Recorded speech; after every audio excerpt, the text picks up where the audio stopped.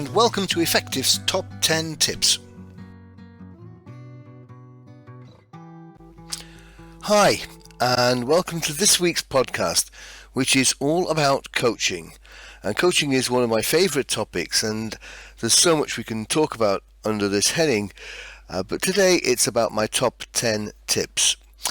And just to set the scene a little bit, a lot of people think coaching is primarily about a set piece of working with someone, say in an appraisal meeting or a performance review meeting. But coaching happens all the time in any dynamic, in any conversation, where you take an approach that's really other person centered rather than your own. And for an immediate generalized contrast, always think of coaching as an alternative to instructing or telling or lecturing. So coaching is really other person centered. And in the following top 10 tips, I'm going to refer to two people involved in the coaching experience. One is the coach, and I'm calling the other person who's being coached the individual. So in the 10 tips that follow, it's between the coach and the individual. So here we go, the top 10 tips on coaching.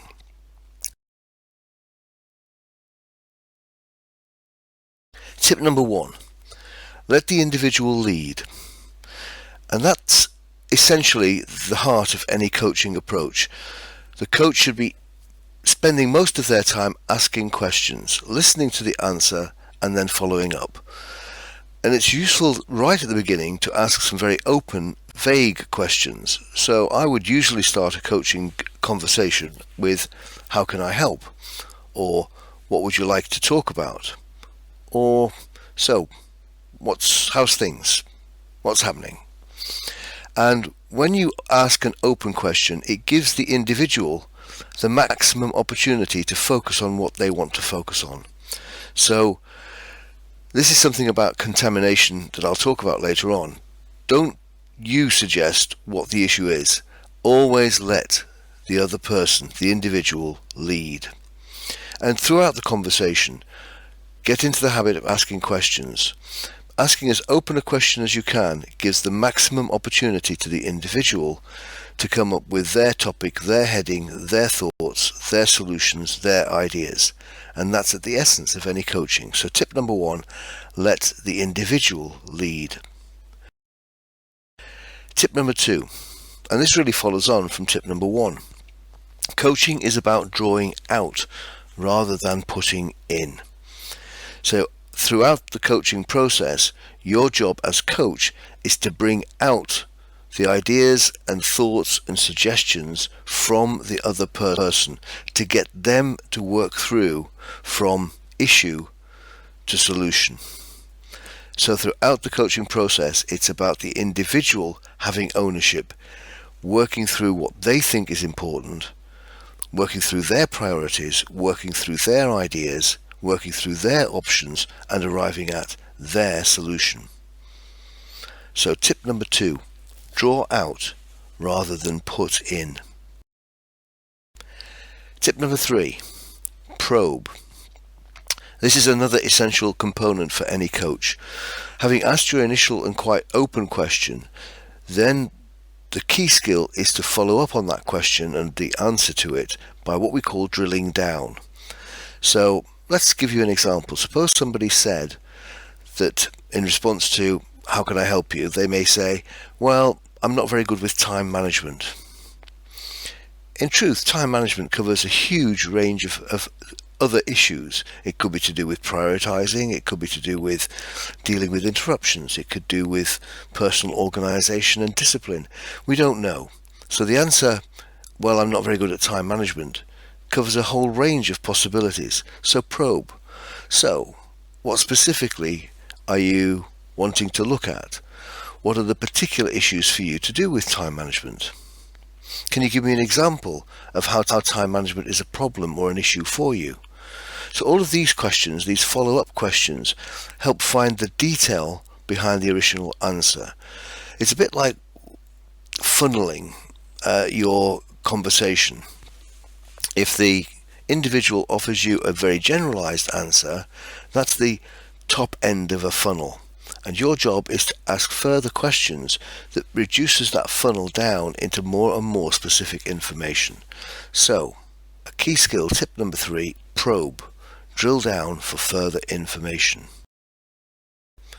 Tip number 4, don't contaminate. So what does that mean? Clearly, in any conversation, the coach and the individual both have their thoughts, both have their background information, both have their ideas.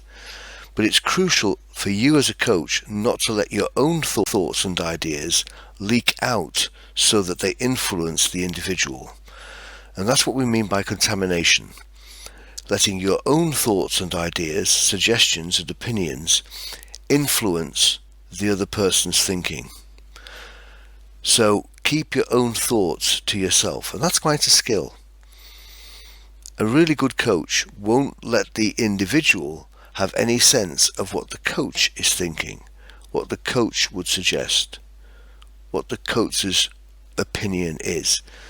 And even if the individual were to ask you, you perhaps need to say something like, what I think isn't really important at this point. I'm here to help you work out what you think. So don't contaminate. That's tip number 4. Don't contaminate. Tip number 5. Avoid mind reading. And what I mean by that really is, don't assume that from their answer you can work out what the meaning is to their answer. So don't mind read, don't guess, don't assume, clarify, probe, seek the answer. For example, if the individual says, I'm uncomfortable in working with so-and-so, it's quite easy to make an assumption of what I'm not comfortable means. But you don't know. So follow up with a probing question. How do you mean uncomfortable? Can you give me an example? Can you explain that to me? What's going on that makes you feel uncomfortable? Search for the detail coming from them rather than make a guess or estimate as to what you think they might mean. So tip number 5, avoid mind reading. Tip number 6, calibrate. Now this is a technical term that I find very useful because in this one word it means something quite detailed and quite complex but very helpful. And here's what calibration means. When you start the conversation, you'll have an initial impression of the person, how they look, how they sound, how they're behaving. And that's the initial starting point for your calibration. You're taking a benchmarking view of how the individual is. And then during the conversation, some of what you've seen might change. Their body language might change, their posture. They may start gesturing. They may look more anxious or nervous or even upset. And all of these are possible indicators of something going on in the individual that might be worth exploring. So for example, if the individual does what I'm doing, slows right down, they're probably thinking about something quite deeply, and that's an indication that that's an area that perhaps probing. So that's what we mean by calibration. You're looking for a change in how they were when they came in. Has something altered in their way of presenting themselves that might be an indication that something's going on that's quite important? But here's the crucial point, and it refers to the previous tip. If you notice a change, question it rather than guess what it means.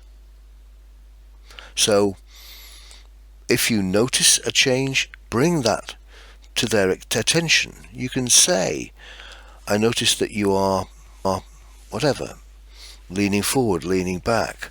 You sound a little bit upset. You look a little nervous or anxious, and explain to them, give them some detail. You are no longer looking directly at me, you're looking away, or you're looking down at the ground. Is that significant? Is there anything going on that perhaps we should be talking about? So by all means raise the fact that you've noticed the change, but don't guess what it means. And that's what we mean by calibrate. So tip number 6, calibrate changes in the individual. Tip number 7, manage silence. Quite often in a coaching conversation, the other person might go quiet.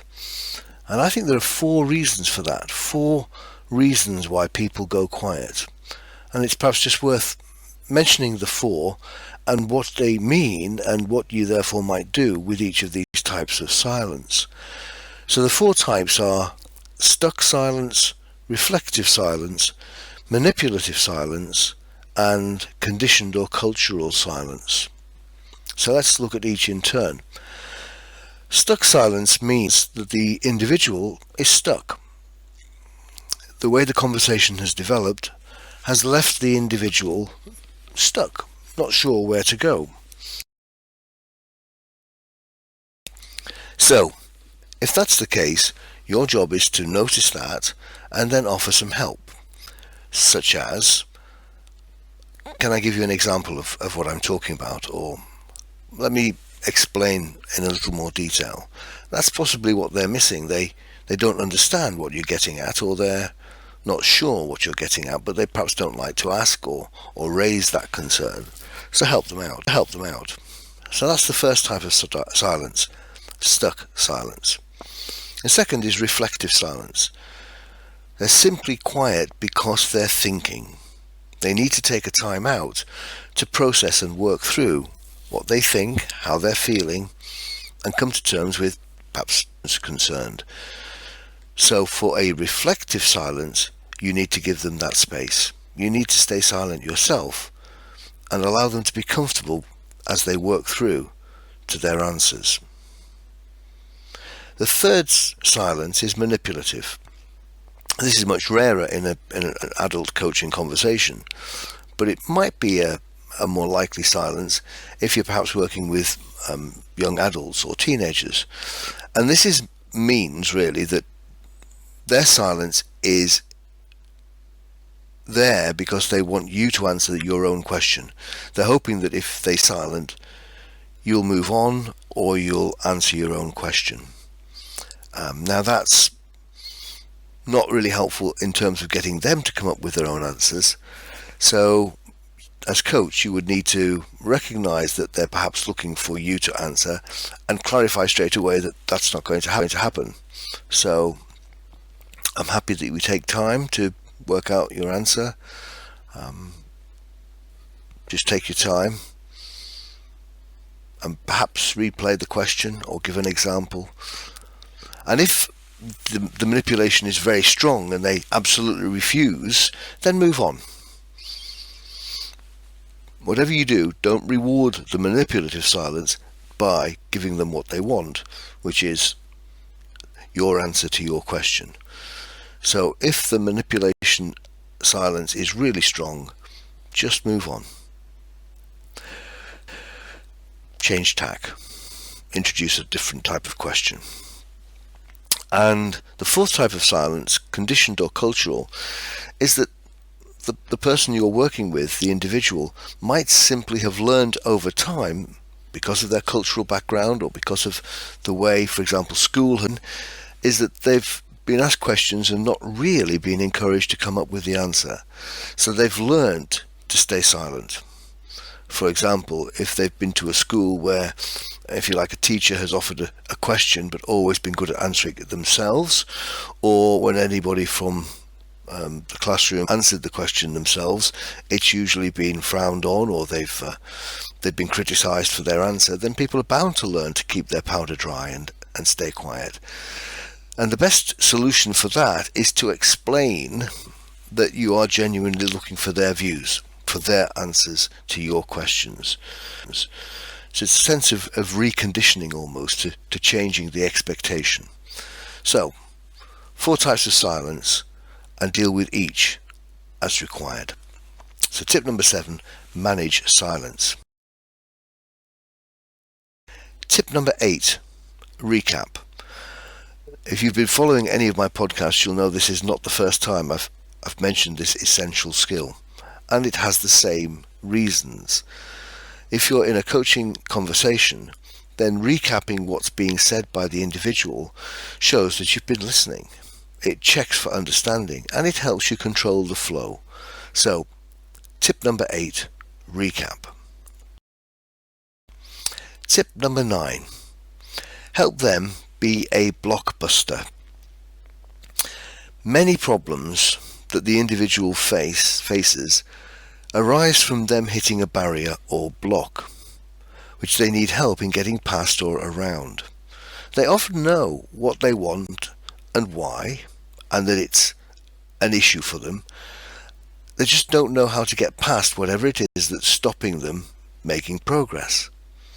So, you'll soon realize that in a good coaching conversation, you'll get to what the problem is in terms of blockages.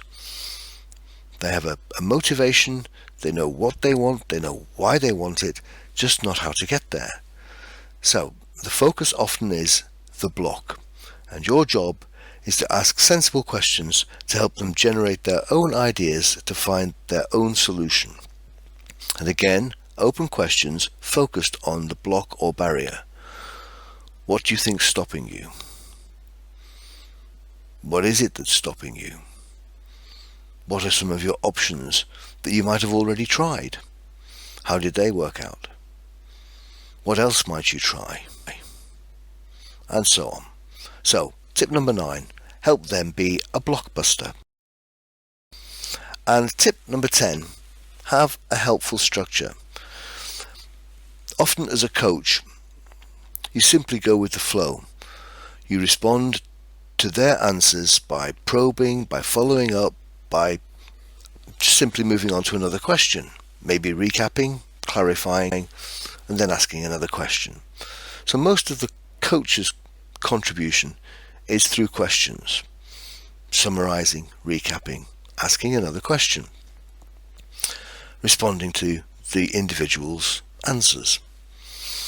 But throughout that process, it can be helpful for the coach to have a structure, a series of steps that they are going to go through to help them move the conversation along. And that's going to be the topic of next week's podcast.